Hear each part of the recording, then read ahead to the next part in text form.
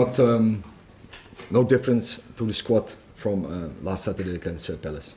With Luke Shaw, when are you expecting him to be back available? Are you expecting him back before the international break?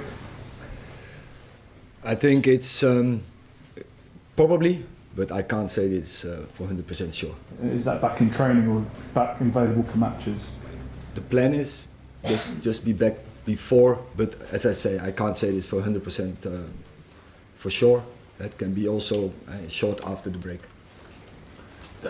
And all cup competitions are important, but given the increased competition for a top four place in the Premier League and the fact there's a Champions League place for the winners of this competition, does that place extra significance on this tournament for you and for the club as a whole in terms of trying your best to win it?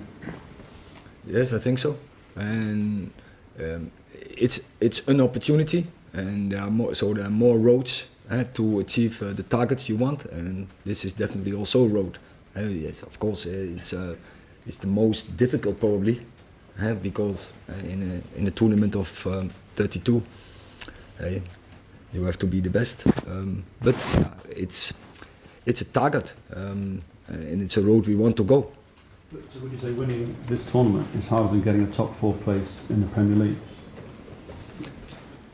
That's because in the end you get knockout stage. But I think it's don't look too far ahead from game to game. Let's first do 20. But as you know, we want to win all the competitions we are taking part in, and this is one of them. But you have to go game by game, and let's first focus on the first game. Hi Erik, I know the format's in its infancy, but you could finish 24th in this league format and still be in the competition. There are more games. Rodri complained about it last week. Are you a fan of the new format, or do you think it's becoming too much for the players? I think there are two things you address here. First of all, the format, and the format. I think we have to take this experience and then judge. But one thing is for sure. I think every match is significant, and probably every goal is significant. And first you get also a split after January, where the first 8 teams they qualify, and that can help you in February to continue. But when you're on the first 24, you can win this competition, and so there's always an option to win it. And then the other question, the second part of it, but we discussed it so many times. There are too many games. It's clear. Too many competitions for the top players. They are overloaded, and this is not good for football. In the end of the day, it's maybe good for commercial, but there is a limit, and players getting injured. It's almost unavoidable. The players getting injured because of the overload from so many games. Just on that, does that overload of games and the amount of games that you're going to have to play affect the way that you pick teams, particularly for a game in the Europa League tomorrow, and particularly because of what happened with the injuries last year? Because obviously the injuries just decimated your squad last year and it affected your form. Are you going to be more cautious in the way that you pick teams for these games in all these competitions? But in all the games, I did this on Saturday. But is that going to have to be the case going forward though as well? We need a squad with more than 11 to line up. We need more players, and then from game to game, we will pick a team. So, but you can't address it. This is the best 11 in this moment, and we will see. And of course, form is part of it. Tactic, of course, is also part of it. But definitely, the management of the load of the players is definitely part of it. Hi Erik. So far you've got a goal difference of 0. I think you've scored 5 goals, so obviously allowed 5 in.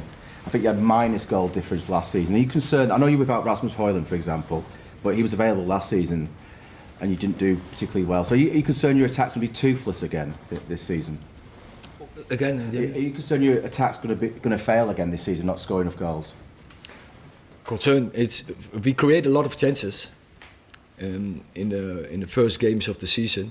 Last week we scored 7 against Barnsley, so we are capable of scoring many goals. But it's a part of the game, yeah, we have to be better there. We have to improve. We have to kill more in the box. With your players, your attackers, is it a mental feeling? Because they're obviously talented enough, technically to be here, but is it just a sort of mental focus for them to score more, maybe? I think there are different aspects on this, and most important is that you create chances, and that is what we're doing in this moment. We create a lot of good moments. We are very creative, and we have many opportunities to score goals, and we have to keep this process going. And then, of course, the finishing we have to work on.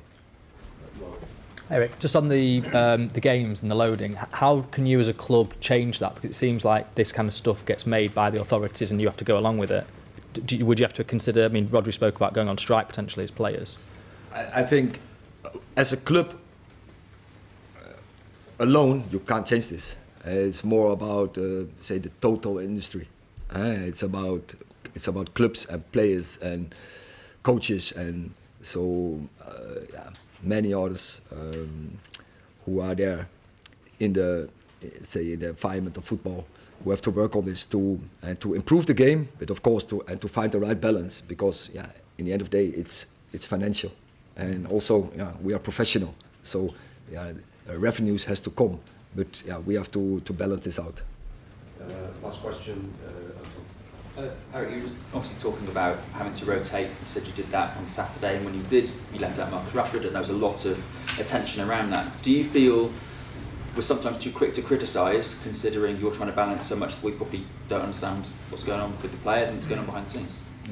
I didn't understand the criticism in these,